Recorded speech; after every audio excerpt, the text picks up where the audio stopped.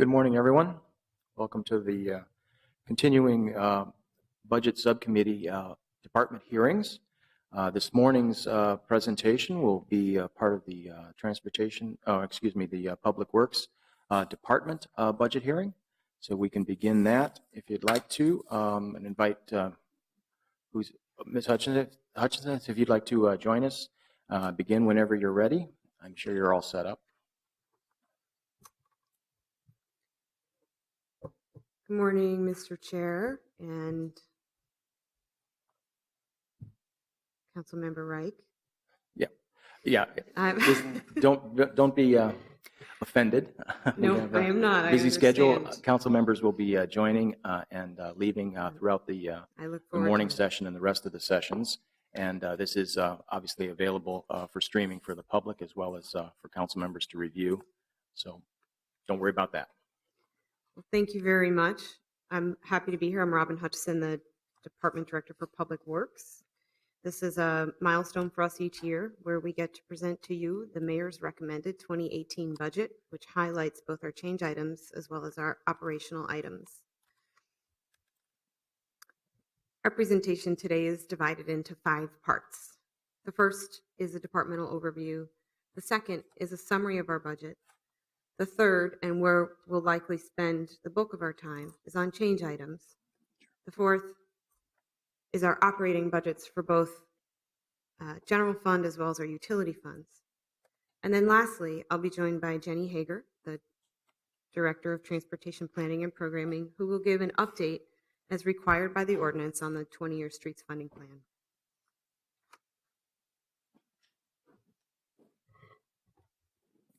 So starting with a reminder of our departmental structure, you know this, but this slide gives me the opportunity to recognize those who are sitting behind me who helped me all year long and really make this work happen for the department. We are arranged largely into 2 business lines, the utility business line, which consists of water treatment and distribution. That's Glenn Garrett's. Please wave when I say your name. Go. Solid waste and recycling. Dave Herberholz was called away on a family matter, and we're joined by Angie Brenny, who is representing today. Katrina Kessler, the Director of Surface Water and Sewers.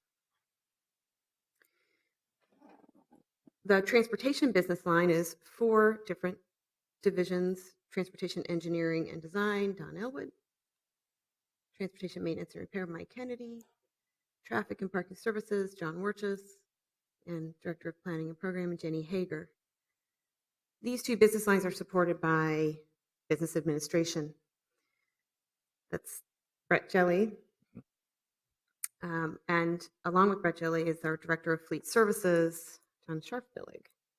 I also want to recognize a couple other folks in the room on Brett's team who track our budget, a large and complicated budget, all year long to make sure that we are on track and help to prepare our proposals and this presentation. Vicki Stone and Amber Valeris are also in the room. And then we also have Jen Swanson with us, who you all know. Great, I think that's everybody.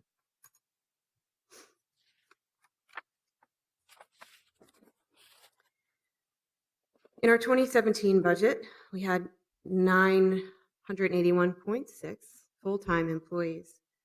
I'll explain to you today an increase of 3 employees. Our proposal today is 984 full-time employees recommended for 2018.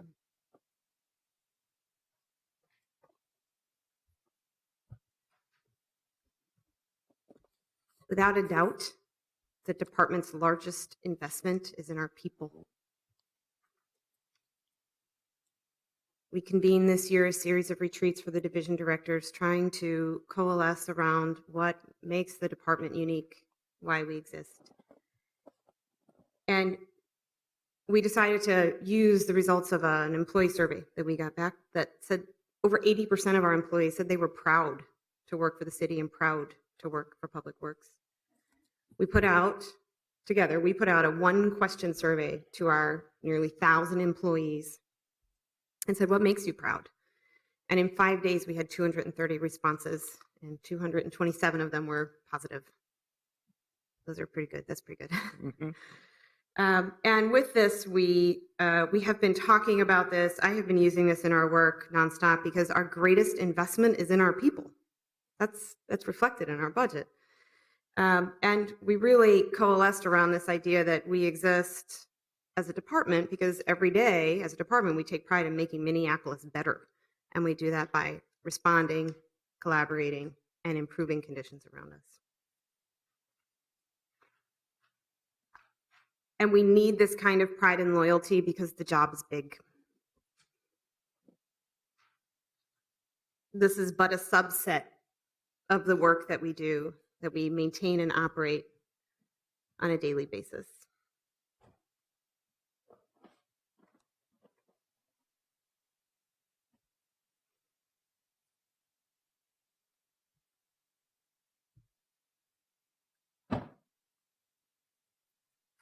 Are there any questions about our structure or just the overview of the department?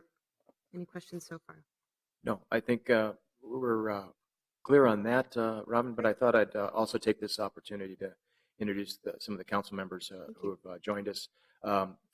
Chair of Transportation and Public Works Committee, Kevin Reich, as well as Vice Chair Lene Palmisano, Council members Lisa Bender, Council members Andrew Johnson, and I know Council member Jacob Fry will be joining us in a moment. So please continue. Thank you, Mr. Chair. I'll move into a summary of our budget. This should look familiar from years past, where we summarize simply how our budget is broken out, starting with our total expense budget.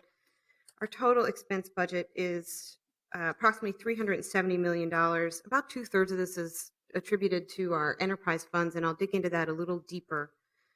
It's an increase from last year, which is attributed largely to our expenses related to our utilities, an accounting procedural change that accounts for $5 million of it, and as well approximately $1 million in new proposals, which I'll discuss.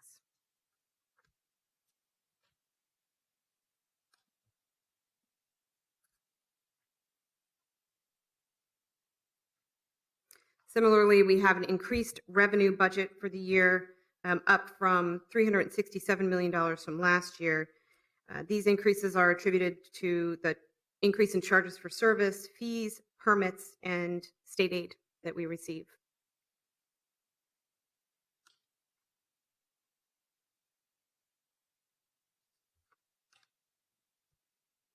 In a simple comparison of our general fund expenses and revenue, this is the same.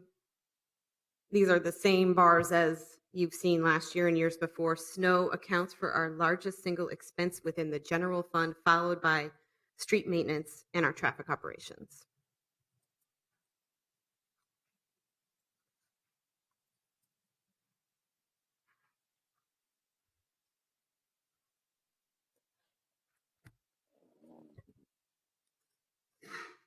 Digging in a little deeper on the 2/3 of that pie that was reflected as enterprise funds, this pie is only our expense budget for the enterprise funds.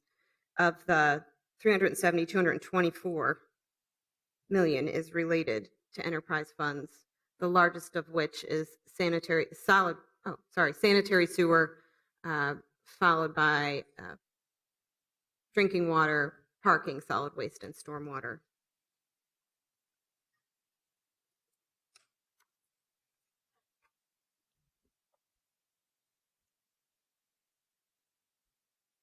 And a proposed $318 million revenue budget for enterprise funds. The difference between our expenses and our revenue when we are talking about our enterprise funds is attributed to our debt and transfers that periodically come out of these funds.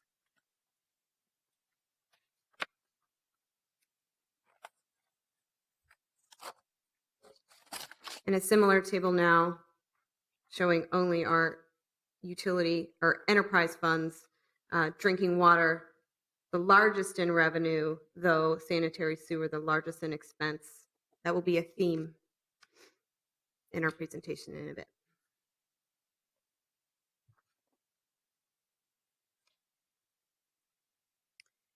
I had eliminated this table in early versions of this presentation because it is not a very accessible table. However, I put it back in because it does provide us an overview of our budget and will help us focus in on areas of change and for me to explain very briefly areas where we're really not seeing a lot of change.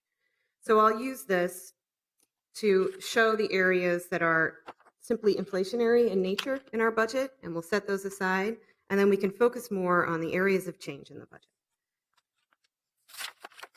So the first area where we have a change is on the top line, which is street lighting, where we will see a savings of $245,000 related to operations. The next, in the second line down, is in traffic, where we're proposing an increase to fund a comprehensive safety program. The remaining three on this slide are inflationary in nature with no unique proposals associated with the budget. Same for snow and ice, street maintenance and repair, the ramps, the bridges, the trails and green spaces, the special service districts, street cleaning, and sidewalks. No new proposals or reductions are proposed. Could you go back now Sure. 2 slides to Yes. the first one, if I could interrupt? The street lighting shows a reduction in the general fund. That should not be perceived, as I'm assuming, as a cut in the funding stream. It reflects a budgetary savings through operations. Is that correct? Mr. Chair, that is correct. It's a budgetary savings due to operations. This is the hard work of John Wirtjes and his team to upgrade our lights to LED. We save on electricity. I've got a unique slide for this one, and I'm glad that you've pointed it out. It is not a cut in nature. It's where I feel the city has done a good job in being responsible and using this data practice to help save money over time. That's a really good investment that we've made over the last several years in some of that conversion, and we're seeing that result in not a cut, but in a budgetary savings. So thank you for pointing that out. In the top line here in transportation planning and programming, we have some proposed increases in general fund. I will explain those in detail in the next couple of slides. The next area of note is in Public Works Administration, where we have both increases as well as a decrease. The increases are related to a partnership program with the DID for their tactical urbanism program and helps to fund public restrooms downtown, $25,000.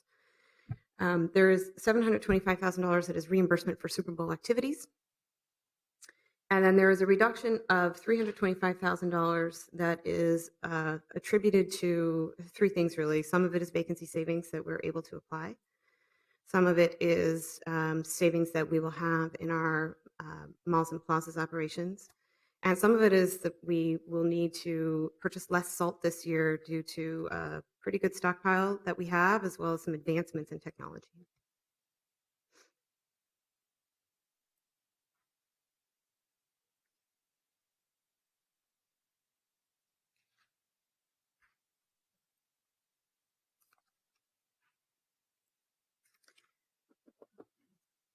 So as promised, I'm going to focus a little more on our change items, and specifically on on the proposals in the mayor's 2018 budget.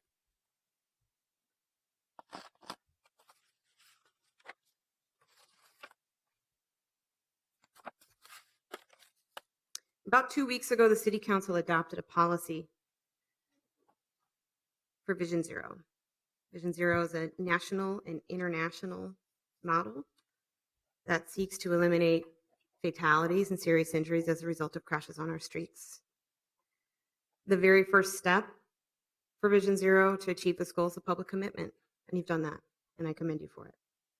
And the next step is to prepare an action plan that is prepared together with the community using good data that will help guide specific actions to help reach this goal in 10 years. The program can't simply be about public works. It's multidisciplinary in nature, and we have already been meeting with our partners in health, in the attorney's office, in the police department, in planning, in civil rights, in order to advance this. But if we want to move swiftly, we are requesting additional funds.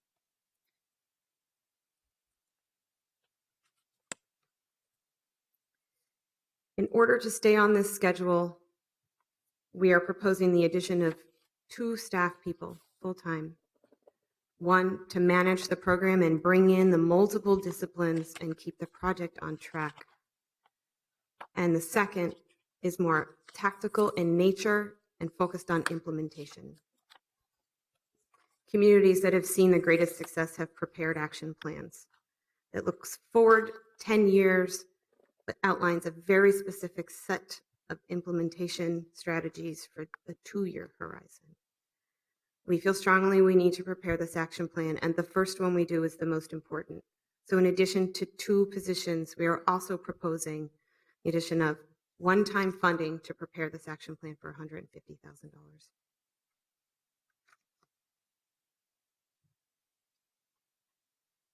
Before I move on to the next change item, are there any questions here? Not seeing any. Thank you very much.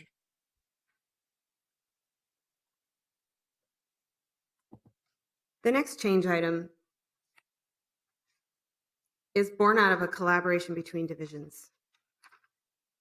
To prepare for this year's budget, I asked our division directors to come to a meeting prepared with their best and brightest ideas. That is essentially what you see here in these new proposals.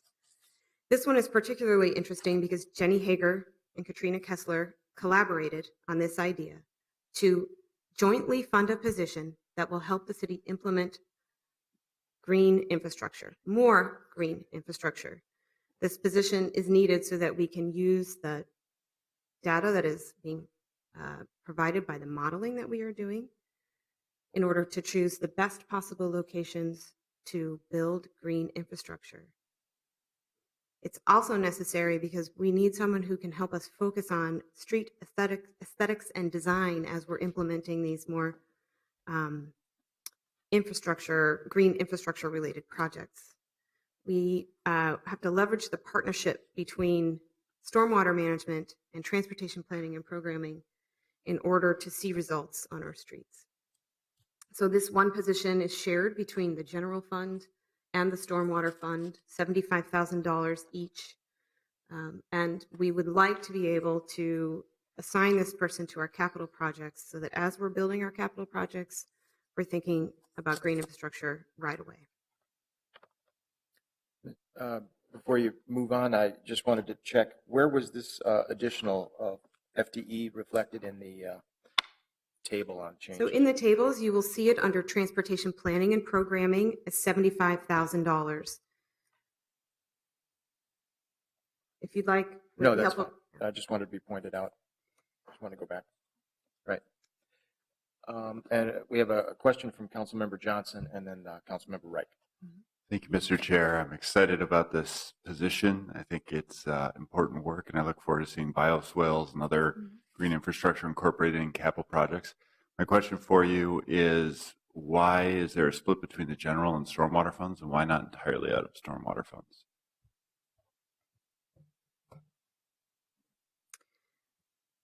This position is split because the work is shared between the 2 divisions.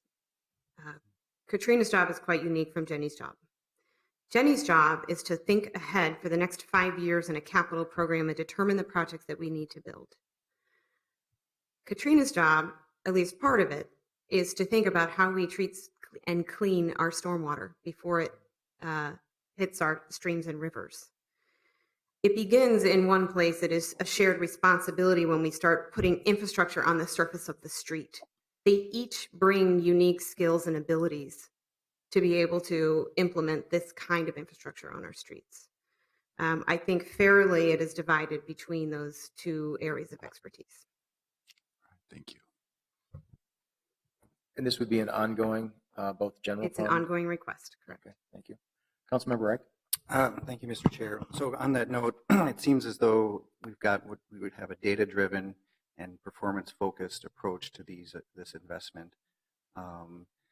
And secondarily, just to note, there may be future needs, even project-based, to have commingling of general and stormwater funds for these interventions that would typically be in one silo for a couple of reasons. One, if we really want to advance to the best management practices regarding stormwater, currently that all will come on the fees that we have for our ratepayers.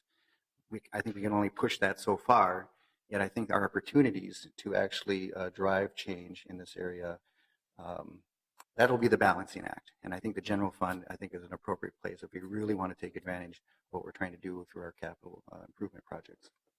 So, but just to comment on the performance-focused aspect of it, is that my understanding in terms of what will guide the guiding compass for project enhancements for water quality? Mr. Chair and Councilmember Wright, that's correct. We will want to use data provided by the modeling and be able to measure the results, not only of investment in the streetscape, and even more importantly, how it is assisting us in our stormwater management. Thank you.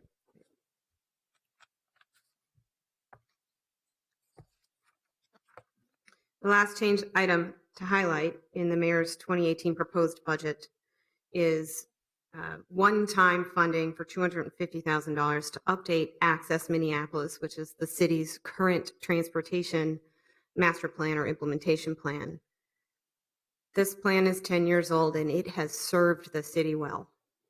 There are numerous projects that we can point to on the ground that were dreamed up and integrated into this 10-year plan that are now functioning for the city. But 10 years is about the life cycle of a transportation plan, and it's time to update it. And there's a couple of really important reasons to update this now. The first and most obvious, and it's on everybody's mind, is that technology and innovation is changing rapidly, and it is changing around us, and we have to catch up. And until we define for ourselves a transportation future that works for us incorporating this technology and innovation, we are a little bit at risk of this happening to us instead of with us and for the purposes of reaching our transportation goals in the city. And it takes a refresh and an update on our plan in order to state our goals and then think next about how technology and innovation can help us reach our goals. That's one reason why right now is an important time.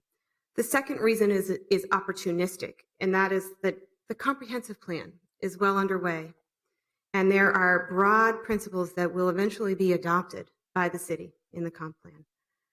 And as a subset to that, it's important that we get a little bit more specific about transportation so that this update to the comprehensive plan is supported by very specific goals and actions in a transportation plan. Access Minneapolis was an amazing piece of work that has gotten us so far. And by updating it, we'll be prepared for what really is coming next, what's coming at us. At the risk, if I could, just to see if you had, you talked about the technology. I assume you're talking about part of that being the autonomous vehicles. Can you kind of give an overview of what's the national update on what's going on and what's the outlook and how that affects the planning process for our update of Access Minneapolis? Thank you, Mr. Chair, for that question. I'm happy to respond with the information, some of the information that I have. There's a robust national conversation going on at multiple levels, and we, Minneapolis, are very engaged in the city's approach to preparing for autonomous vehicles. There's the technology side, and then there's the city building side. We are very engaged with Transportation for America in their Smart Cities Collaborative, which invites, I think it's 14 cities, to attend a roundtable 4 times a year in order to determine how technology can work for us. I personally was invited to attend a national summit on cities and autonomous vehicles, and this is where this language was born of happening with us and for us and not to us. And that was a convening of cities that produced a report that is specifically to help guide cities, and it's one of the reasons why we are proposing this update to the plan as the results of participating in that National Mobility Summit. Autonomous vehicles is levels 1 through 5. We are already at levels, 1 is really nothing. 2, we're already, if you have park assist on your car, you have a level 2 autonomous or connected vehicle. 3, some vehicles are traveling at 3. 4 is not far behind, and there is a proposal to test a level 4 vehicle during the Super Bowl that we are discussing with MnDOT. It's MnDOT's proposal. So it's happening faster than you think. 5 is probably a little further away, but we're talking about 10 years away. And if I think about the last plan that was developed for the city, it was 10 years ago. So in 10 years, at the end of the life of the next plan, we could be looking at a radically different future where level 5, which is no driver assist at all, completely connected and autonomous vehicles, we could be looking at a different future. We're sorting through a lot of information and data that's coming at us. State agencies are very excited about safety improvements on freeways and capacity improvements without having to build more. We're very supportive of that. Cities, including Minneapolis, are a little bit more concerned with safety data as it relates to our multimodal environment. Cities are where people are walking and riding transit and biking the most. And we have a very keen interest in understanding the performance of the vehicles that are being put into testing right now. It's taking even more and more of our time every day to stay in front of this, and we are doing our best to learn along with the state of the practice and be able to report back to you. I don't want to forget to mention the sharing economy is a very big part of this, and they go hand in hand. Yesterday, John participated, was it Tuesday, in an event to roll out the shared use mobility plan that was prepared by the region.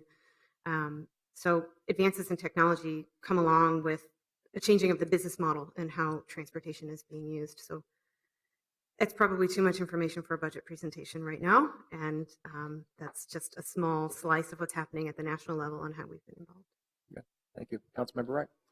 Thank you, Mr. Chair. I just wanted to highlight, it should also be mentioned as we contemplate updating our plan, that another prompt to do so would be the completion of our Complete Streets guidance. I mean, here we've got this very pithy compass for what we want to do and how we value our right-of-way, and then we need to flesh that out, with that in the heart of it. And so I think that's also a prompt to do this work.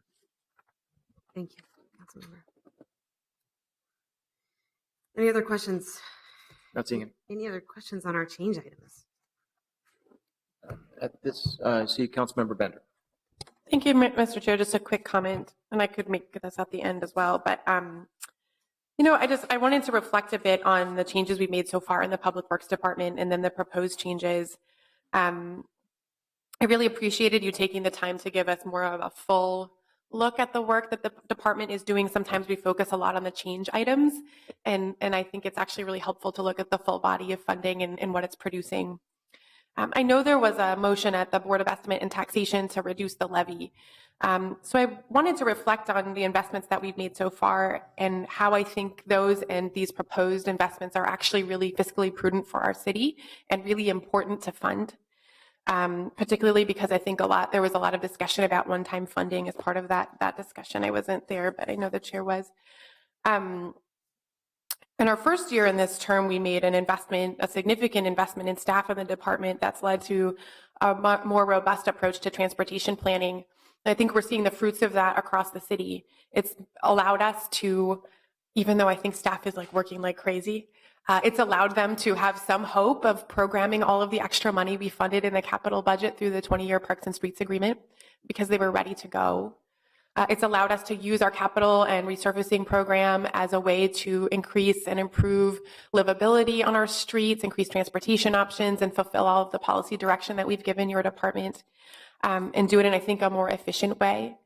And so I think that investment, while it was significant, has led to important public improvements that then continue to make our city the kind of place that wants to get billion-dollar annual investment from the private sector.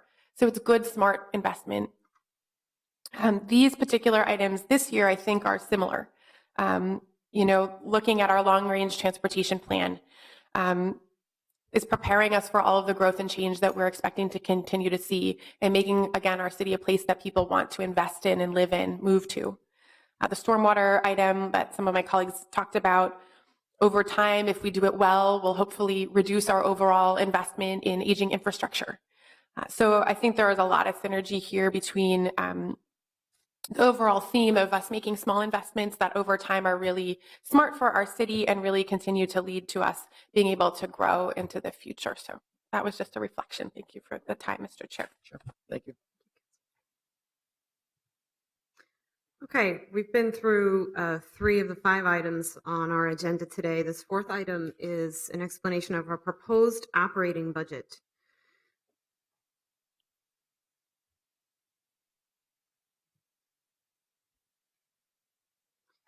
People experience our work in multiple ways,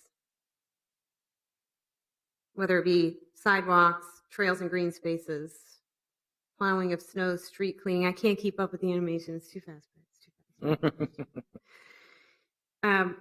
And this, I'll call this 4A in terms of where we are in the presentation. We're going to talk about our programs as they relate to what happens on the surface of the street first. How our people experience our programs on the surface of the street. Our essential job is to manage the right-of-way in its entirety, and I think these programs are the ones that people think of first because they experience them every day.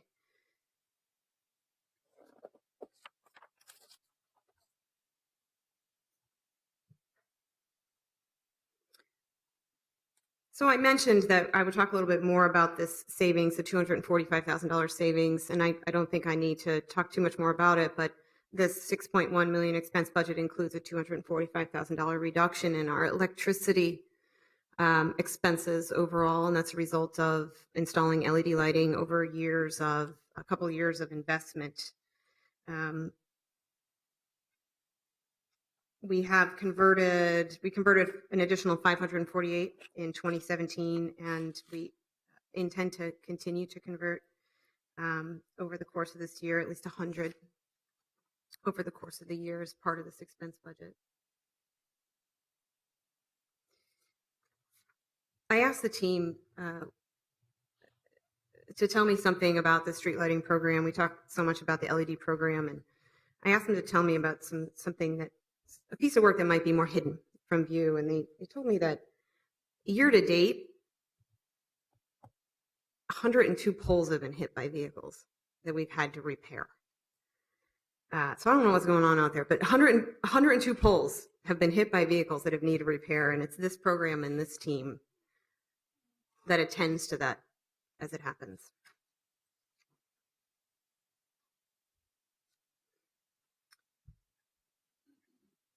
In traffic and parking services, I'll start with the traffic group, which is a proposed $11.2 million expense budget.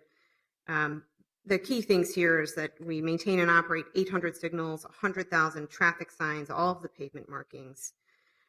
If you've ever visited our traffic control center, our operations center, we manage that as well. And if you haven't visited, I encourage a trip there. We have computer technology and high-level software that helps us manage the system from that location. Of note here is over the past year, I can't not recognize the work to help plan for special events that comes from this team, whether it be a sporting event, X Games, Super Bowl, 94 construction, 35W construction. This team mitigates the effects of events and construction, larger construction projects on our city streets. It takes a tremendous amount of time and commitment, and they are doing a great job. Obviously, this work will continue. This work will continue through this year as we host the Super Bowl with additional national events coming our way. And then, of course, the everyday events that make this city vibrant and make people want to be here. It takes mitigation, and this team spends a lot of time doing it. It's a big part of this expense budget.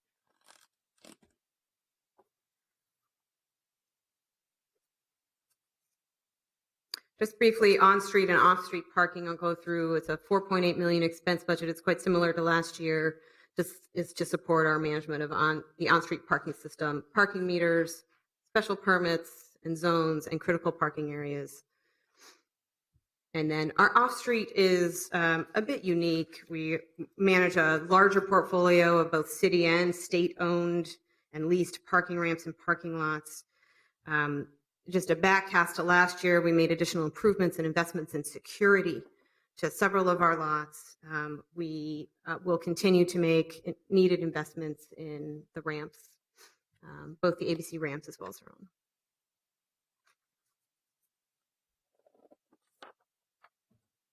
Hopefully you have not had a chance to visit the impound lot for reasons that you don't welcome. But the impound lot is, we see a high level of traffic, and we provide towing and storing and processing of vehicles which are removed from the streets in accordance with ordinances or statute. It's currently not as welcoming a facility as it could be, and we are looking forward to an update to this facility in the coming years. This, of course, parking, both on-street, off-street, and the impound lot are part of the parking utility fund.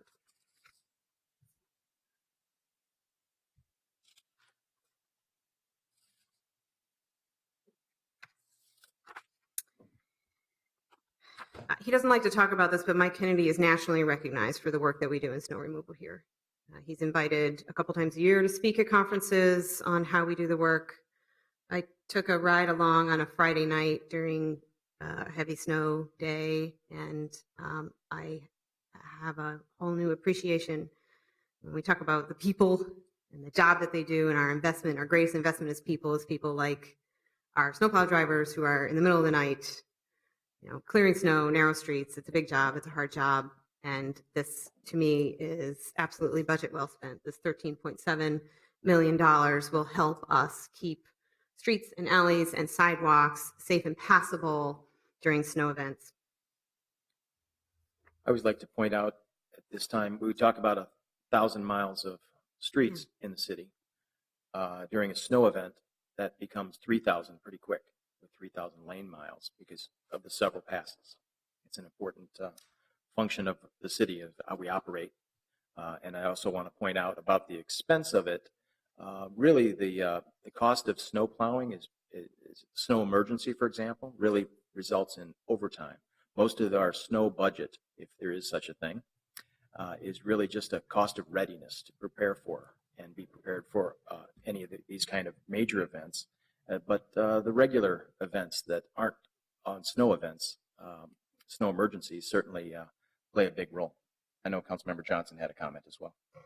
Thank you, Mr. Chair. And I appreciate the challenge with the snow removal and the work that's being done, especially on the streets. I think a fantastic job is being done there.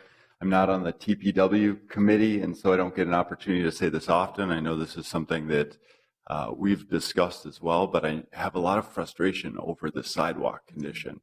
And every winter, I end up seeing folks, residents, community members in wheelchairs that can't use the sidewalks and are resorting to using the city streets to get around. And it seems like, conditions for treating them almost as second-class citizens. And it really frustrates me, and it makes me upset because we've got a lot of people in our city that when sidewalks are in poor condition, they don't get out, or they don't get out at the rate that they should, and they worry about injury, and it's a real risk that they face. In fact, my wife works for HCMC, and every morning throughout the winter and throughout the summer as well, all year round, they do daily calls with their clinics.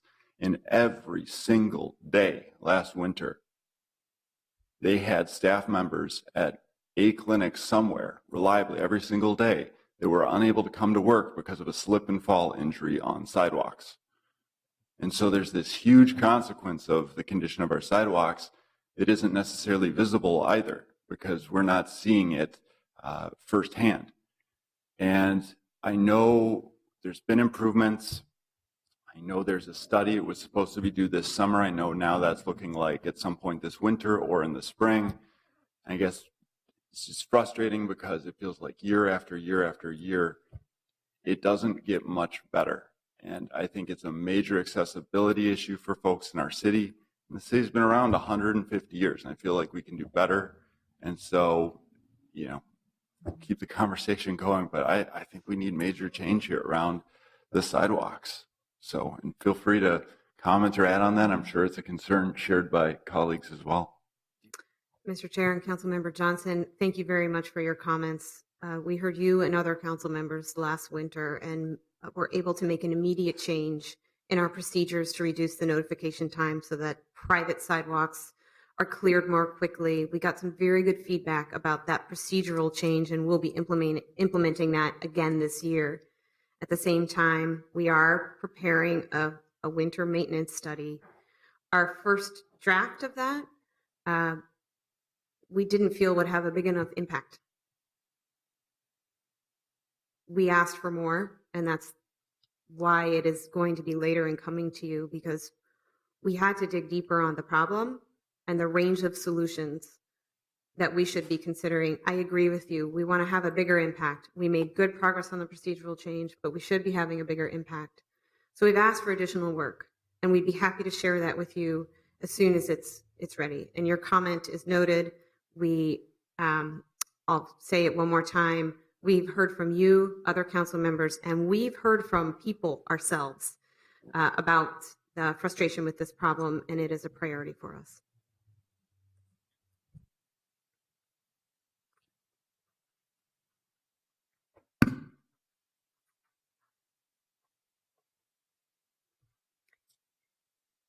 Okay, moving on through our programs, street maintenance and repair. This year proposed $11.1 million expense budget, similar to last year, which covers pothole patching and repair, our preventative pavement maintenance, which is the seal coating and the crack sealing, utility cut restoration as well.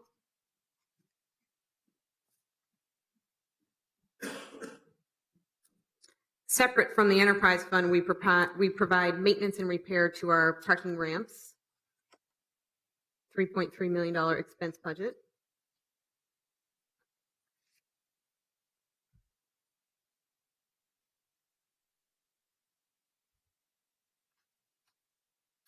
A bridge maintenance and repair, a budget of $3.1 million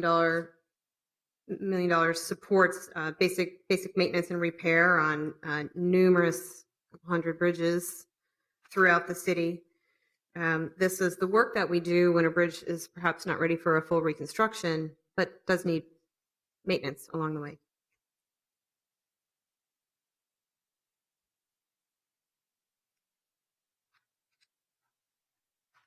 In our trails and green spaces, similar budget to last year to maintain mini malls, green spaces, plazas, bike trails, protected bike lane maintenance, and then general mowing and cleaning and landscape maintenance.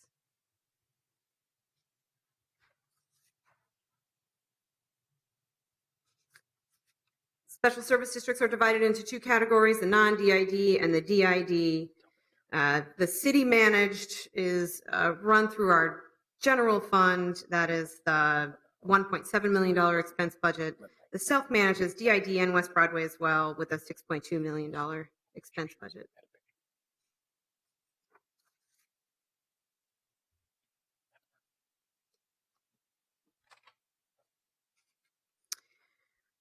I'll make a small note about street cleaning here that will sort of incorporate and play off of something Chair Quincy said about snow removal, is that when we notify for our big fall sweep coming up, I think it begins October 17th. October 17th. Yes, got a thumbs up. It's easy to forget that we're actually out there sweeping and cleaning every day. It's something that we do as basic maintenance, and then twice a year we ask people to help us out by moving their cars so that we can get as much of the street cleaned as possible. The result is that the streets look cleaner, but the real purpose is that we clean our stormwater runoff before it enters our streams and our river. So it's an incredibly important program, great for quality of life, and really important for our stormwater management. More people should adopt their stormwater drains, right? We'd like that. I'm getting a nod. We'd like that. I've only adopted 2. I'm sorry. Sidewalk, we, similar to last year, similar expense budget to last year, $1.3 million for inspection and maintenance and repair. We anticipate that the results that we're going to get from this study will help us make improvements in this area. So this is one place where some additional and intense study will help us look at our procedures, and we anticipate making improvements. Councilmember Johnson? Thank you, Mr. Chair. And I'm guessing it's probably included in the study, but I just want to ask the question because I've received it from constituents who've had sidewalks marked for repair or slab panels marked for replacement last year, and they're not even getting to them this year. And it looks like they're going to be replaced next year. So like a 2-year delay. And my understanding is it's from the contractor as a big backlog. And is that something we're looking at capacity for next year? Is that part of the study? Trying to increase that? That's two questions. We do have a large backlog, and we are replacing as quickly as we can get to them. And we are aware that there's been a delay in a couple of different neighborhoods.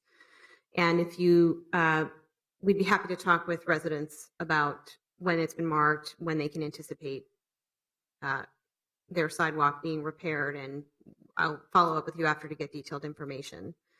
The second part of your question is this something that the study will address? And the answer to this is probably not, because this is our basic maintenance and repair of sidewalks. Our study is focused more on winter and what we need to do to improve our maintenance in wintertime. Thank you. I appreciate that. And I know sometimes too, we have issues with contractors and capacity and things to work out. So, and I've seen that happen before too. So I appreciate the follow-up afterwards. And Mr. Chair and Councilmember Johnson, again, we'll follow up with you and happy to reach out to the resident and talk about whatever happened in that particular instance.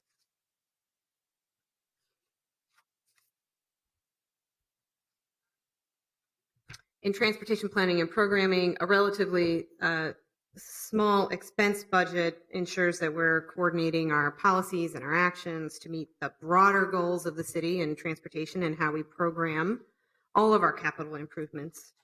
This is the group that also works in partnership with the county and the state and with Met Council and in all other areas where partnership is beneficial. And I'll note too here that, just as a reminder, this area houses 2 of the proposed increases in the budget.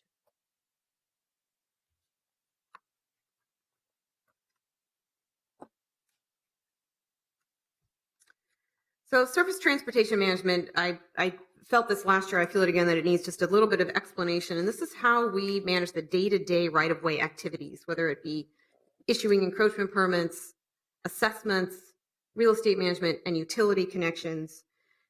Utility connections is the canary, I shouldn't use that, it's a litmus test for how development is going. We were so pleased to celebrate with our colleagues in CPED that there's over $1 billion in investment. Well, similarly, our utility connections are higher than they've ever been. So far this year, it's 3,200. This time last year, there were 3,000. So we're even higher than last year in utility connections. The volume of work is growing, and it is growing each year.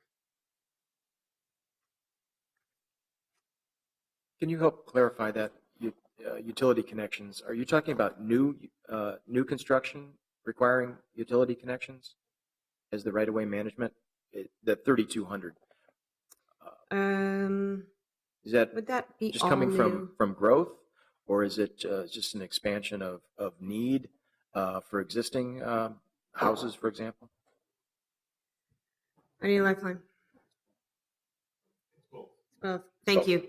It reflects both. Okay, thank you. Right. A lot of utility work has been done, I know in my neighborhood especially, that I'm aware of because constituents are talking about it. We're coordinating a lot of it is with Centerpoint, for example. They're changing a lot of their, the meters and putting in things, and that requires a utility connection. I'm sure that requires a utility cut, and how Public Works has to respond to that. Thank you, Mr. Chair. This is an area where we're doing more with less, for sure. Yeah. Thank you. This is my favorite picture in our entire album that we have in Public Works. This was taken just a couple of months ago. This is the Northtown Bridge, which is nearing completion. The Surface Transportation Capital Group provides oversight of all the engineering and design for our roadways and bridges and streetscapes and bike trails. We're looking forward to a number of really exciting openings this year. This is just one of them. There's also another project called the Nicollet Mall. We just opened 54th Street South. These are all projects that are engineered and designed by the Surface Transportation Capital Group and led by Don Elwood, who has had a big and busy year, for sure. And really in support of that is a separate program called Construction Management, a large expense budget, which manages the construction. So after design, we need to be out on the ground and managing what happens next. This is construction management and oversight of all the roadway, bridge, streetscape, and trail construction. So one program more supportive of design, one program more supportive of construction management. This includes, just for example, why it's a little bit different: field surveying, geotechnical analysis, inspections, material inspection and research, and quality control. This is technical horsepower to the work that we build.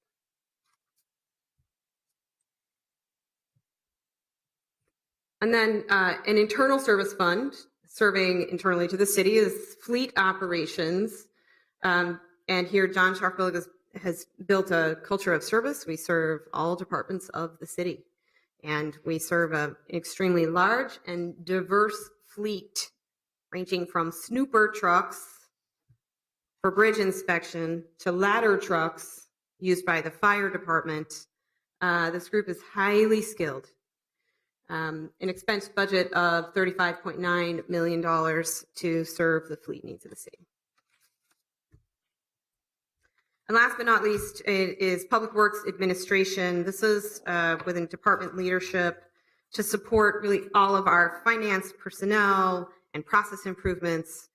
We spend a lot of time and a lot of budget on safety. The third time I'm going to say this, that employees are our biggest investment in Public Works, and their safety is part of our, it's part of our job, it's part of our culture. Safety is something that we take very seriously and is funded out of this $4 million expense budget. Just a quick review, this is also the place where you saw previously in our presentation the restrooms for downtown, the Super Bowl reimbursement, and the reductions in trails and green spaces, vacancy savings, and some salt savings. It's all located here.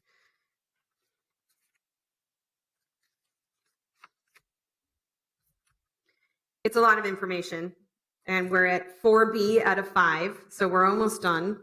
And I want to pause here to see if there are any questions about this portion of our operating budget in Public Works.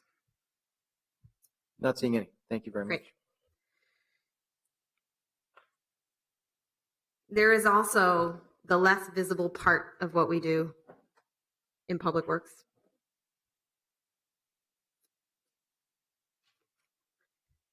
Drinking water, sanitary sewer, stormwater, solid waste and recycling.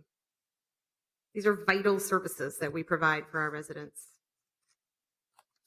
These are all enterprise funds. They serve themselves. Money is reinvested in making these systems work better. And we start with a philosophy of asset management. We talk often about the age of our system, and that's okay. We do have some old systems out there that we're working with, but most importantly, we manage for risk. So age plays into it, but we want to be sure that we're making investments that allow us to continue to maintain and manage what we have first, meet our required level of service, and minimize the total cost and investment of our assets.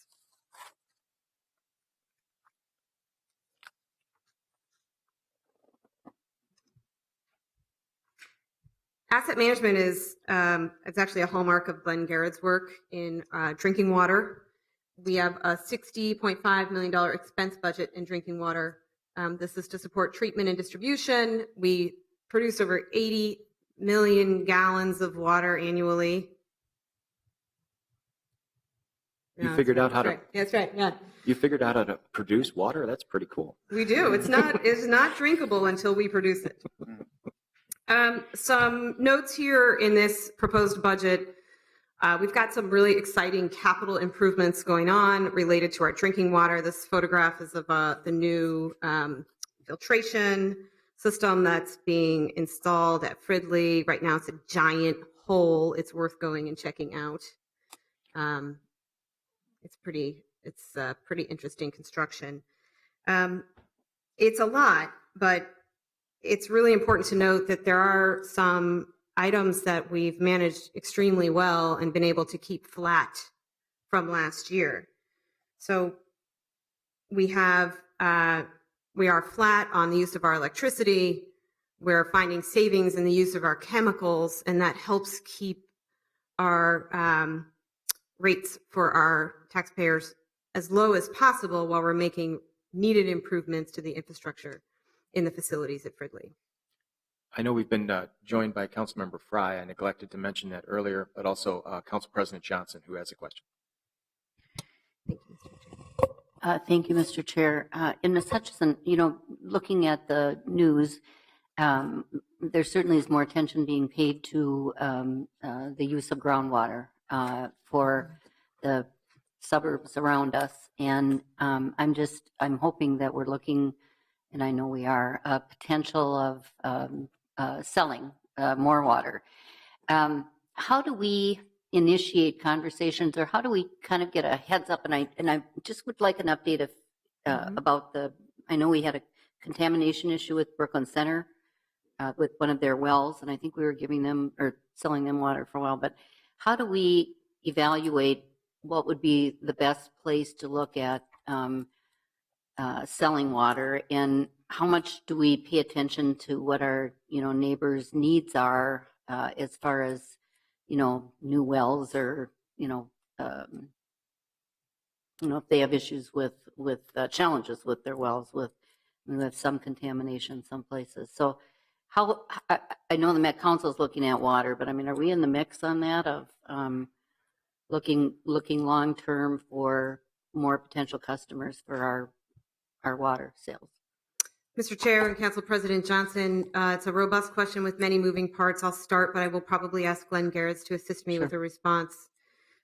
We added Bloomington as a contract this year because we are interested in selling water to our partners and neighbors. We have several different contracts with neighboring cities, and it is in our business model and our plan to expand that based on need and interest. We participate in a regional committee or board, I will let Glenn correct my words there, where we are reviewing on a more regional basis issues and needs, and we're very present in those conversations, and is a part of our future plans to continue to provide sell drinking water to our neighbors and our partners and those who are in need. I think there's probably a bit more detail that's embedded in your question that Glenn could probably assist in. There he is. Great. Please. Chair Quincy, committee members, Glenn Garretts, Director of Water Treatment Distribution Services. That's a very interesting question, and as you know, there's been a lot of discussion about the sustainability of our groundwater supplies as a region.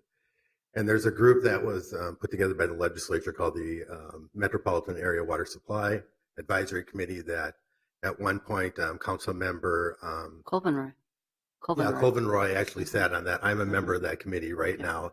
And we do talk a lot about, the sustainability, the more sustainable nature of surface water than groundwater. The biggest barrier that we run into is it's so much cheaper to pump water out of the ground and treat it than it is to treat the Mississippi River. It's just a much more complex treatment scheme that we have to go through. So it becomes a cost barrier. And we're always looking at helping people out, getting additional customers. In the case of New Brighton, they had a 4-dioxin issue. We've been providing them water for the last year and a half. We'll have them as a customer for another year until they get their new federally funded by the Navy treatment plant online, which at that point they're committed to treating that water and selling it. We would love to have additional customers, but I think until there's more of a movement at a legislative level to push surface water as the alternative to groundwater, the cost barrier is really hard for us. And again, it comes down to the fact that they can treat groundwater so much cheaper than they can surface water. Excuse me, Mr. Chair. So, I mean, are we talking double, or what are we talking about? I look across the street. Robbinsdale has a 48-inch main or some crazy thing down 42nd Avenue North, where we're sending water to the suburb beyond them, and it just seems crazy. I mean, is it twice as much, or what is it? It can be twice as much. Uh-huh. Part of it also plays into how much investment our community is doing in their water supply. On their own. We push a lot as an industry for full cost recovery. So you're funding all your replacement stuff in your system. A lot of communities don't do that.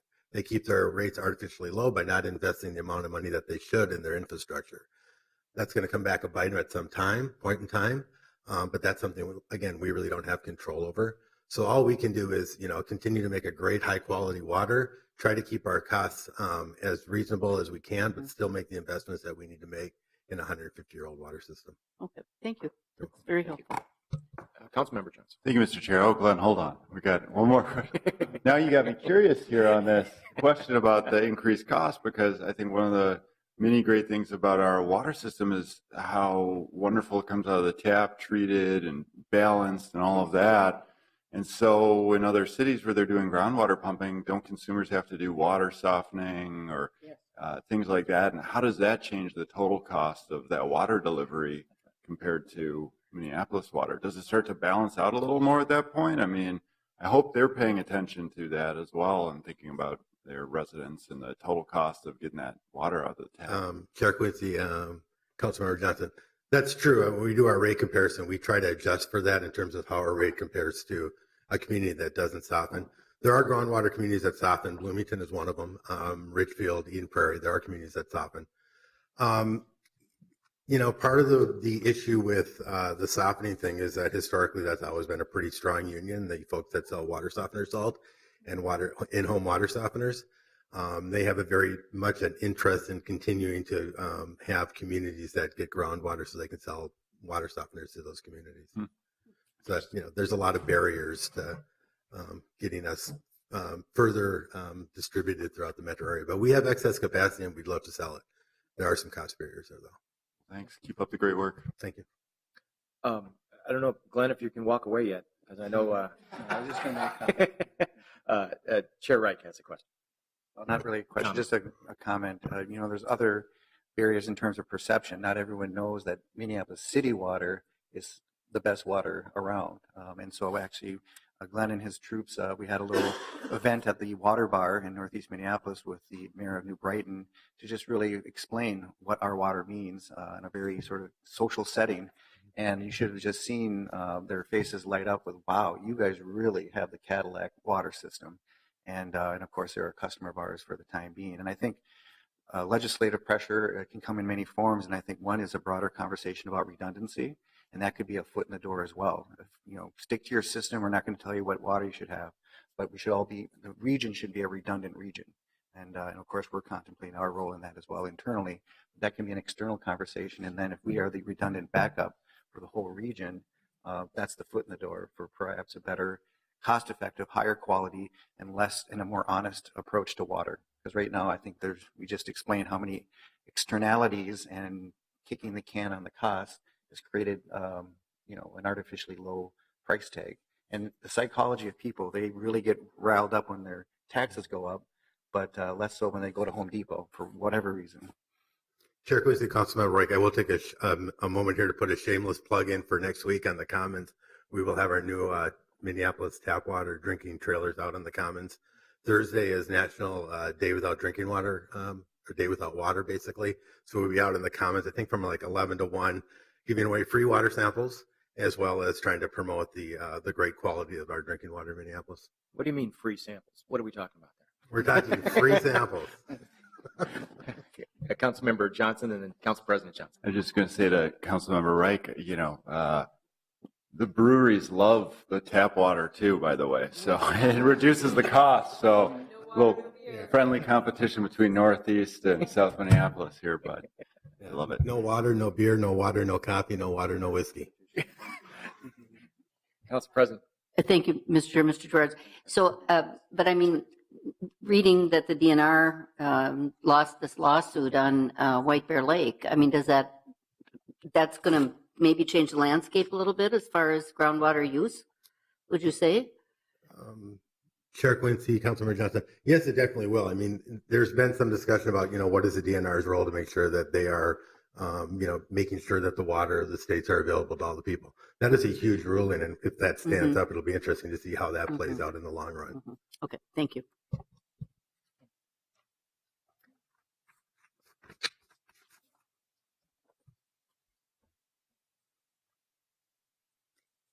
Okay, moving on to talk about the sanitary sewer system. Our activities include design and analysis and daily cleaning and operation. We provide emergency responses. We work closely with the Metropolitan Council on Environmental Services. We have over 900 miles of sanitary sewer pipe. 82% is over 80 years old. So we focus on asset management, but it is hard to ignore the age of this particular system. We know more today about our sanitary sewer system than we did a year ago today, because we have been televising the condition from within the tunnels. We are actually almost done with televising this system. And what we know today is that we need to make increased investments in maintenance of this system in order to preserve our assets. We are proposing a rate of 9.5%, an increase of 9.5% to the typical household, and I want to explain the reasoning behind this. The first and primary driver is related to Met Council's charges to us, which is increased from last year, 5.3%. This year, it's 6.7%. So 6.7% of the 9.5% increase is just direct charges from MCES. The remainder of the increase is so that we can address the critical gaps that we're finding in our capital and maintenance programs related to sanitary sewer. By acting now, by acting as early as possible, we can preserve as many miles, we can maintain as many miles as we can get to before failure. So we want to invest early because maintenance is always a better investment than reconstruction. This is a little bit higher than what we projected last year for this year, about $1 more, but it's because we have much better information, and it's also because MCES charges went up. I'm really confident in the data that we have, and I'm really confident that by using this data, we're going to make the most wise investments we can in the system to preserve its life.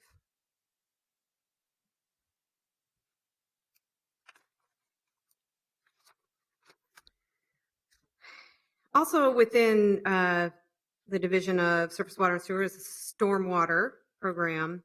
There's a 21.7 proposed expense budget here. Monday night, we received several inches of rain.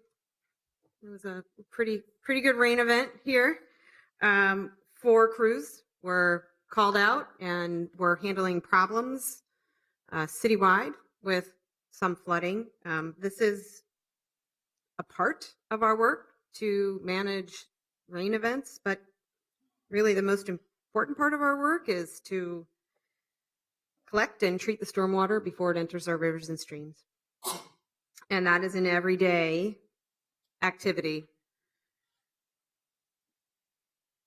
So this year, the proposed rate is a 2.8% increase to the household, similar to our sanitary program. We are also televising our stormwater pipes.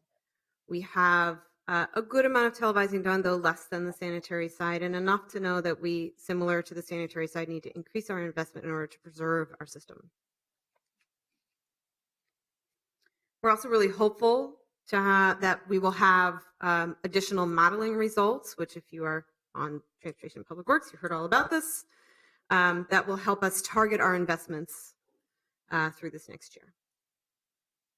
I'm sure each of our wards have particular hotspots. And I know in South Minneapolis, Councilmember Johnson and myself, especially around Lake Nokomis, Lake Hiawatha, we're dealing a lot with rising water levels and how that affects our stormwater and how we're doing that. I know a series of hydrology studies are continuing to go on. Is that part of this expense budget? It's not just the capital expense required with fixing or maintaining it. I wondered if we could offer any comments about how we're looking into the future and how to mitigate those changing effects that are happening in our region, and in particular in around lakes and some of the hot spots that we've identified over the last. I know I've been in several meetings with Ms. Cerny and now Ms. Kessler. We're dealing with a known quantity of hot spots that we didn't know before, and so collecting that information is important from the public as well. But I wondered how we're able to do that, especially with hydrology studies combined with the television. So, Mr. Chair, it's an integral part of the work, and I'll ask Katrina Kessler to provide additional information. Ms. Kessler, thank you. Chair Quincy and members, thank you. Yes, the stormwater budget does pay for our hydraulic modeling. It pays for our work with the park board related to the Hiawatha Golf Course.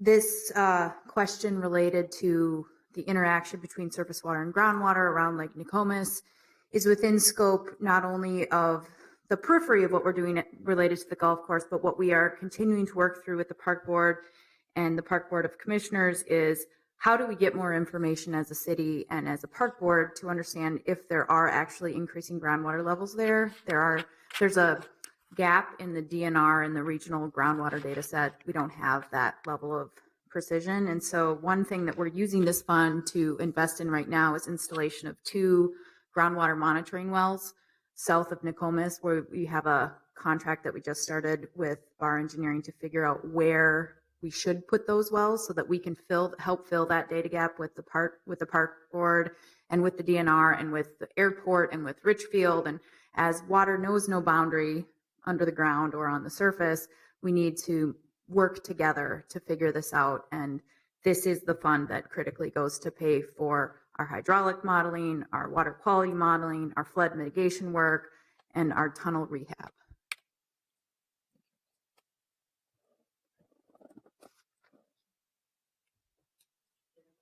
Council President Johnson, sorry, missed that. Mr. Chairman, Ms. Hutchison, to go back on the sanitary, so 6.5% of the 9% increase is due to the Met Council's. Your attention, please. A fire has been reported in the building. Please proceed calmly to the nearest exit. Please do not use the elevator. We'll take a brief pause. Thank you very much. I'm sure it's brief, right? Your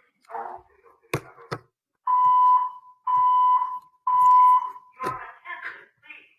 A fire has been reported in the building. Please proceed. I just want to know, is this a first?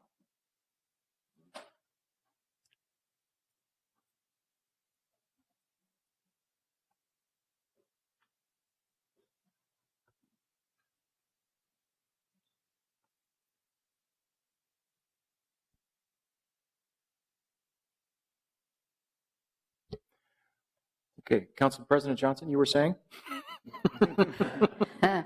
Thank you, Mr. Chair. So Ms. Hutchison, you said 6.5% of the 9% increase for the stormwater, for the sanitary rate increase is increases in charges from the Met Council. How long do we expect these ridiculous, beyond inflation, extraordinary, I can't say enough about how outrageous it is that we're paying for the urban sprawl that they approved. How long do we anticipate that those costs are going to continue in that, huge range like that? Mr. Chair, Council President Johnson, I'll explain this in a slightly different way, different than what I said just a moment ago, in that one of the major drivers in the rate increase is the Met Council charges, which has increased from 5.3% to 6.7%. Another driver of the rate change is the work that we are investing in to maintain and improve the system. So The- their increase is from 5.3 to 6.7. 6.7. Okay. So what all that right. means in real dollars is that overall in this fund, we have a $5.7 million total increase. 2.6 of that increase is attributed to that increment Oh. associated Okay. with the Met Council Mm. charges. Mhm. Okay. There's been a fair amount of investment in the city of Minneapolis by Met Council. We're pleased with some of the commitments that they have made, in particular on some projects that are very important to us. We understand that there are continued questions about their model and how they apply their model, and I don't think I can speak for them in being able to anticipate exactly how it will change in coming years. So do we don't get a 5-year projection from them or anything? We do get a projection, though it does fluctuate similar to ours over time. Katrina Kessler has a bit more detail that she can Okay. provide.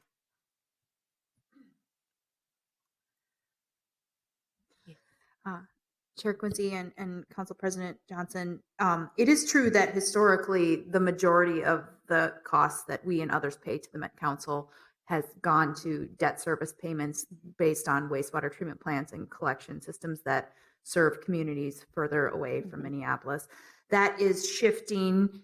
A lot of that has been paid for, Taken but care of. but Met Council still has a significant investment to make, like we do in other communities, on their aging infrastructure. So in response to questions that we've heard from you and others about, what are we getting, what value are we getting as a city from Met Council, we've asked them to lay out their capital rehab program within the city of Minneapolis and elsewhere. And I was pleased to see that their plans for the next 5 years and beyond have them approximately investing 20% of their capital investment within the city, which is Well, that's pretty approximately good, yeah. the proportion that we represent to the overall Met Council budget. Mhm. And to directly your question about what is their forecast, they estimate, and we estimate that they will increase rates at about 5% for the next 5 years. Okay. That this year, their increase was higher than they originally estimated it to be. So we have to take that as an estimate. Okay. And Mr. Chair, as long as Ms. Kessler is up here, can I go on then to stormwater? What would be the status of flood area 5 then in our plan, which is the north side?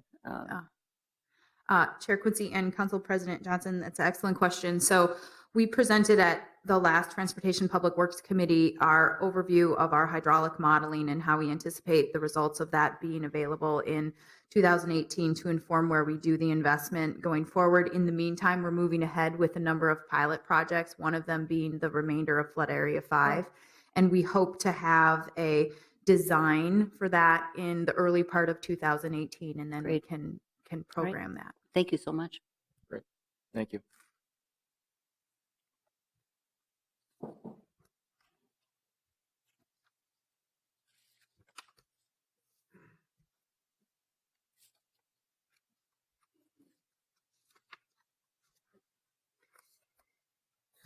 Last but not least, in our enterprise funds is solid waste and recycling, which is a $40.9 million expense budget.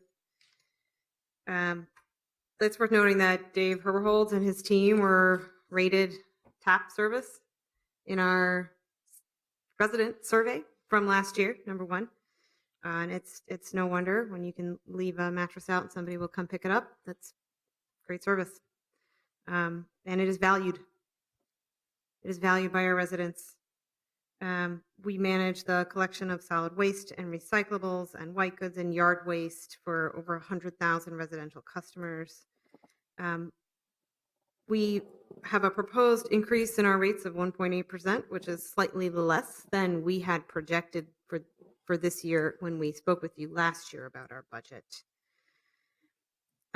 We're happy to provide a report back on our organics. Last year, we were celebrating that we had reached, I think we were at 39.6% when we presented last year. We're up to 43% of households that are participating in our organics program, and we are continuing to increase and diversify our outreach to get higher participation levels citywide.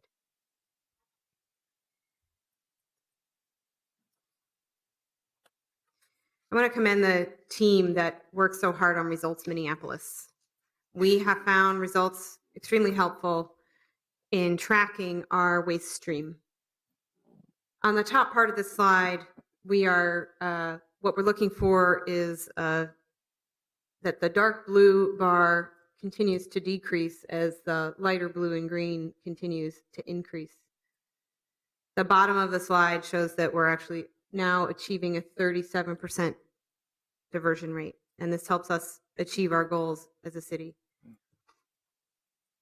2020, we'd like to be at 50%, and we are well on our way.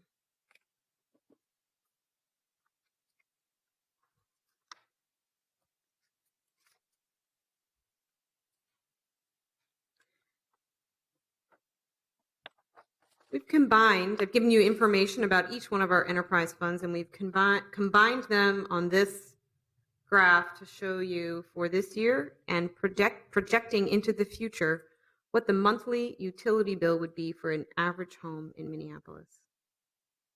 So in 2017, it was $95.64. For the mayor's proposed budget in 2018, it was adopted in 2018. We projected $98 for 2018 this time last year. We are proposing $99.84 for this year. And then some projected increases from 2018 through 2022. It's a 4.4% increase. I hope I've been able to explain the nature of the increases in each one of the enterprise funds as I presented each program to you. Are there questions about utilities? Council President, please. Thank you, Mr. Chair. And I couldn't agree with you more, Ms. Hutchison. Our solid waste and our services, you know, when you see what you get for that $100, it's an amazing bargain. And I'm just, since we have all of this discussion going on about some of the cities that are organizing their collection right now, it's interesting to me too to look in the paper and just see what see what people are saying about how much they're going to get charged for organized collection for their solid waste pickup. And I think we have a real bargain for our citizens, and so it's not surprising it's the most valued service. But this is encouraging, and I want to go back to Councilmember Reich. You know, he talked about property taxes. This is the bill that comes every month, and you know, I mean, it's not something people don't pay attention to.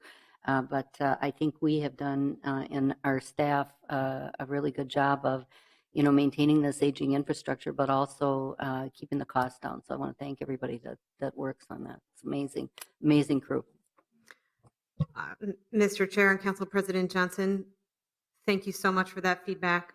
I know that my team really appreciates hearing that from you and from others, and I want to recognize their work as well. It's through this very smart people doing hard work that we can keep this as low as possible and still maintain our system.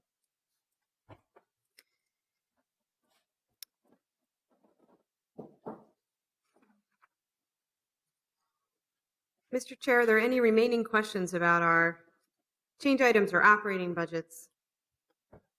At this point, I don't see any particular questions, but I would like to take the opportunity, as Council President said, it's an outstanding department doing outstanding work, and I really appreciate this budget hearing as you followed the guidance of leadership as we were talking about actually in a results context. What has happened? What's have our past investments and this current year's investments in this budget in 2017? What has that done? And how does that set us up for the future in 18 budget, which is been detailed in this presentation, which I appreciate. But I really wanted to point out to the public and to my colleagues, of course, that this is a department that, like the rest of the city enterprise, is looking forward. And you've talked about technology advancements. You've talked about changing relationships at the state level and the county level, park board, and what we're anticipating in the coming decades. And that's the sign of great leadership, great vision, and certainly great management. So I wanted to take that opportunity to say that. So thank you very much for what is a significant part of our budget. Councilmember Johnson. Thank you, Mr. Chair. And I just wanted to echo similar concerns. Public Works handles so many different assets that touch our residents on a day-to-day basis. And so at the risk of not mentioning somebody, just wanted to point out, even when we have road construction projects that happen, I consistently hear from residents just how great the crews were, how nice they were, how good of a job they've done, how quick they were as well, and even to thinking about the really difficult conversations we have with our planning staff. I know, for instance, thinking on my ward, 38th Street with the bike lanes, all the difficulties there, and I really saw Public Works evolve and grow and work really hard to try to push the boundaries on engagement and think outside the box in different ways. And I know even now Public Works is looking at sales impact to local businesses from that and considering adjustments along the way. And so it's definitely noticed that there is a lot of work put into it, and you're not always in an easy position when you have especially emotional topics for residents. And it's just so appreciated, though, all the work you do driving forward issues across our city and just every last facet of Public Works. There's so many pieces to it. So I hope all the folks in Public Works who are hearing these comments don't just focus on the roads and the planners, but think about everything down to our staff that are repairing the vehicles every day for our fleet and keeping them running, to our water, to our sanitary and stormwater system. Thank you. Thank you. Mr. Chair and members of the committee, thank you so much for recognizing the work of Public Works and the work of this team. I want to thank the division directors sitting behind me. I especially want to thank Lisa Cerny, our city engineer, who plays a tremendous role in keeping this city running as it does. So thank you to the team, Lisa and everyone who's in the room, to Brett for helping me with this presentation and all the staff. That wraps it up for our operating budget. I'm very pleased to introduce Jenny Hager, who's going to give you our required update on the 20-year streets funding plan, a progress report, and an update on our engagement.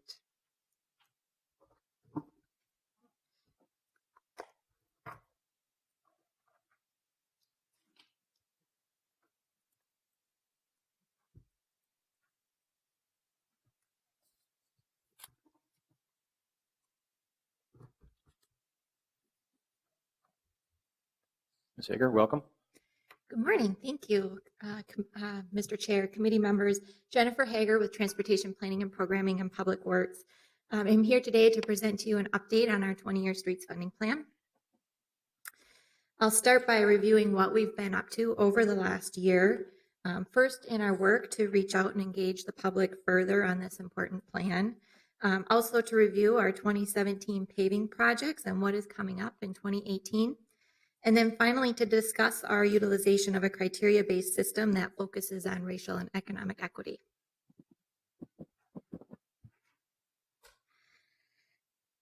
So last year when I presented the final 20-year streets funding plan document to you, I explained that we were able to do some community outreach and engagement in the development of the plan, but not as much as we would have liked to have done, given the timeline that we were on. So this year we have been focusing on continuing to engage the public on this important topic. And we started in April at the Community Connections Conference. We have been at all 7 Open Streets events so far this year. We've also been at 4 different farmers markets, and we've had a presence online.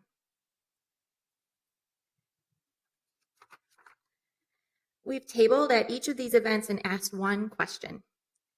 How should the city prioritize streets for funding? Each participant was given 3 puffballs. It's amazing how puffballs draw people in. The options provided in these buckets represented what we put forth in our document last year. But participants were also offered the opportunity to tell us about criteria that they felt was important but wasn't currently represented. In 12 events, we collected over 5,000 votes, and we interacted with over 1,700 people. We counted puffballs after each event, and we kept a running tabulation. Three criteria rose up during this process. First, the need for physical improvement. Second, areas of concentrated poverty. And third, use by many modes. I'll come back to this, but now I have a summary for you of our 2017 paving project and how Public Works is putting this new money to work immediately. These investments in the city's infrastructure will not only improve pavement condition, but improve the lives of residents, workers, and visitors. Paving projects this year included 42nd Avenue North, from Xerxes Avenue North to Lindell Avenue North, 18th Avenue Northeast, from Monroe Street Northeast to Johnson Street Northeast, 4th Street Southeast, from 29th Avenue Southeast to Malcolm Avenue Southeast, Samotar Crossing, from 11th Avenue South to 15th Avenue South, and 46th Avenue South from 46th Street East to Godfrey Parkway.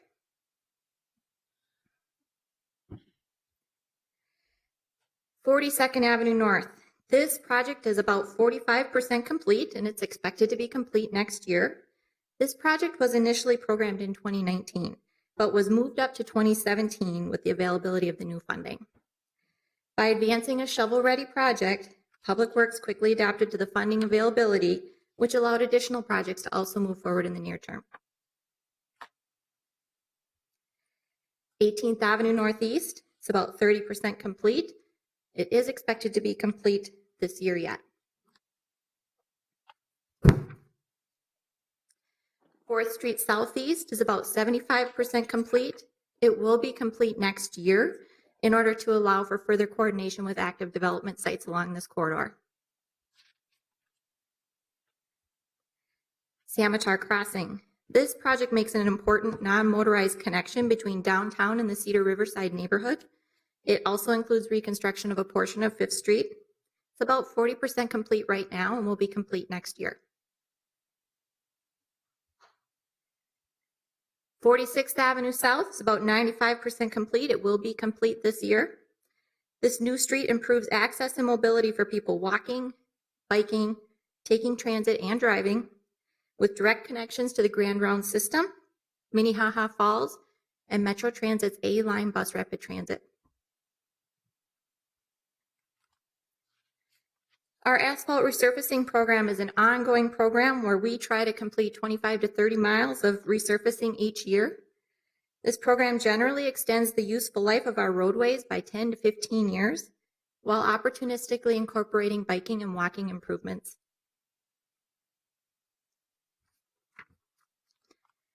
Concrete rehabilitation, so newer program for Public Works that aims to extend the useful life of our concrete streets.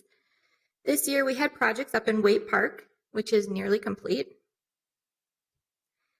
and along Penn and Oliver Avenues South, which is complete. Minneapolis has 155 miles of concrete streets, 82 of which are residential streets constructed between 1961 and 1976. We expect this program to extend the useful life of these roadways by 15 to 20 years. Coming up in 2018, we have Mid-City Industrial, which is a series of industrial streets roughly bound by 35W and Hennepin Avenue. 34th Avenue South from 54th Street East to Minnehaha Parkway. 29th Avenue South from 58th Street East to 59th and a half Street East, down on the south end of our city limits. 61st Street West from Lindell Avenue South to Nicollet Avenue South, and Hennepin Avenue South from 36th Street West to Lake Street, in addition to another series of asphalt resurfacing and concrete rehabilitation projects.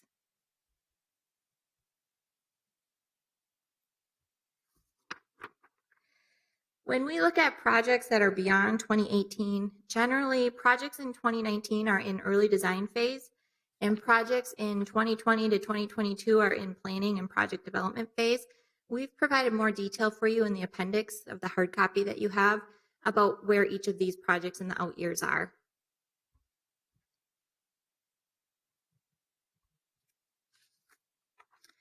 So now I would like to shift gears and review our project selection criteria. If you recall, we had asset condition and equity as our high-level themes in our 20-year streets funding plan. For equity, we further broke it down in terms of community demographics and uses and mode. When scoring and ranking projects with this criteria, asset condition accounted for 53% of the possible points and equity accounted for 47%. While this is only our second CIP using this new criteria, we can start to measure the results. With only about 23% of our city street mileage within an ACP 50, our proposed 2018 to 2022 CIP calls for 42% of our street paving mileage to be within an ACP 50. This is important because street paving projects offer us the best and most cost-effective opportunity to address challenges such as street crossings, missing modal needs, and needed livability improvements. To quickly review where the areas of concentrated poverty and the areas of non-white majority exist in Minneapolis, yellow are the areas where we have a non-white majority, blue are the areas of low-income population, and green are where the two measures overlap. These are the areas known as ACP 50s, formerly RCAPs.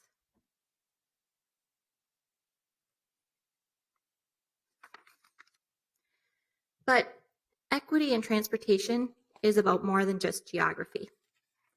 So we continue to explore ways to measure equity, and one means to consider is the transportation needs of a community. As we consider this, we are keeping our Complete Streets policy at the forefront of our work.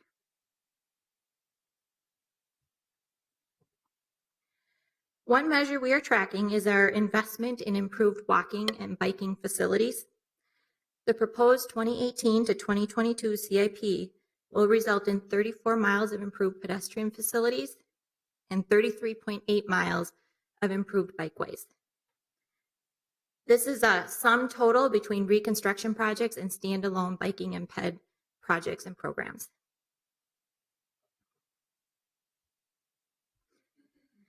Additionally, our work with the economic and racially based equity criteria is influencing our approach to how we define some of our existing capital programs, as well as the new programs that we are recommending. The Sidewalk Gap Program will allow us to intentionally go after remaining sidewalk gaps, where in the past, these gaps were only filled opportunistically. We have included a dedicated Safe Routes to School program, where in the past, these investments relied heavily on securing grant funding. The Pedestrian Safety Program will make street crossing improvements for pedestrians with a focus on non-signalized intersections. This program will be one tool to help us work towards our Vision Zero goals. And our ADA ramp replacement program. We continue to look for ways to increase the rate at which we are completing these ramp upgrades. So what's next? We know we need to continue to refine our criteria and our work. We are currently analyzing the feedback that we've received through our outreach and engagement activities this year. As we consider how we initially set out our criteria and scoring for project selection, which you see in this pie chart here, we are reviewing what we heard from the community in terms of their top priorities. We see some alignment so far. The outreach participants clearly identified the need for physical improvement, areas of poverty, and use by many modes as their top priorities. Now, as we continue our analysis, we must review if our point structure requires adjustment. We also have some feedback from staff who have been using this new criteria, some of which is based on conversations with additional stakeholders and some of which just based on their day-to-day work. Our first staff comment is with respect to the point allocation for pedestrian facilities. We have realized that as we were finalizing our document last year, we inadvertently ended up with a distribution that does not align with our complete streets modal framework. So we are suggesting that we take a look at that and realign those points to align with that policy. The second thought is with respect to bicycle facilities. Right now, our criteria considers whether a facility is existing or planned, but it doesn't consider whether there's an existing facility that we can improve and upgrade the design standard of. So we want to take a look at that. For the criteria that considers existing users, we see an opportunity to weave in our Complete Streets policy modal framework for how points are allocated. This next one is pretty straightforward. If a utility needs to be addressed, it really doesn't matter if it's public or if it's private. So we want to revisit how we're considering those points in their allocation. And lastly, for the equity measure that considers areas of concentrated poverty and areas with a non-white majority, we would like to explore a way to stratify those points so that it's not an all or nothing criteria.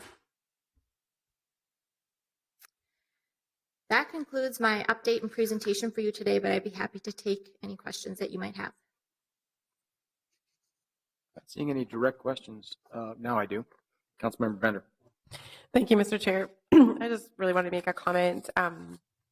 This is just really extraordinary work, and I think it's hard to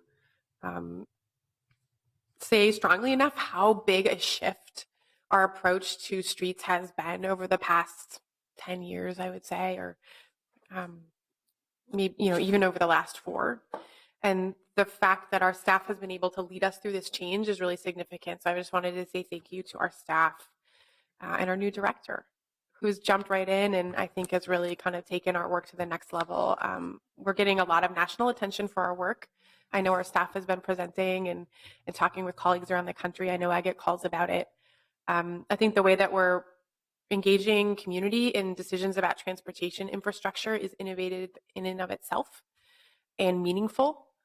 This is one of the biggest things we do as a city. It's investing in our infrastructure is one of the biggest ways that we impact people's lives, and helping invite people to think about what values should guide that work is really meaningful.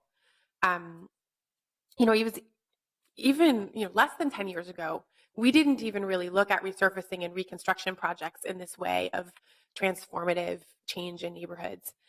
So again, this shift is huge, and now it's just becoming standard operating procedure. It's just what we do. When we rebuild a street, we're making it better for the whole community, and we're meaningfully engaging community both in the big picture of how and where, and in those finite details down to staff calling and working and sitting down with individual business owners in my ward on multiple different projects. And the level of care and detail that you're putting in is really notable and commendable, particularly considering how much we've increased your workload. So I'm really impressed. I'm excited to see this work continue to blossom in the future. And I'm just really glad to see all the fruits of our investments that we've made this term. I can't top that. I think that's a great way to end this conversation. Appreciate the update because it does look forward. I'm sorry, did I miss one? Oh, Council President, please. Thank you, Mr. Chair. And I would just point out that it's all about the money. We had really challenging, very, very challenging times with local government aid cuts, with an economic recession, and the place where we cut back the most was, in our road work. And the ability to actually step that up and invest more dollars has made all the difference in the world. But again, it's all about the money. So true. I mean, that's what identified the issue in just a few years ago when we were looking at the gap of what we were able to do, how many miles we were able to do was remarkable. So pointing out how we're willing to make those investments now, but we're still way behind because of the gap that was created in the early 2000s.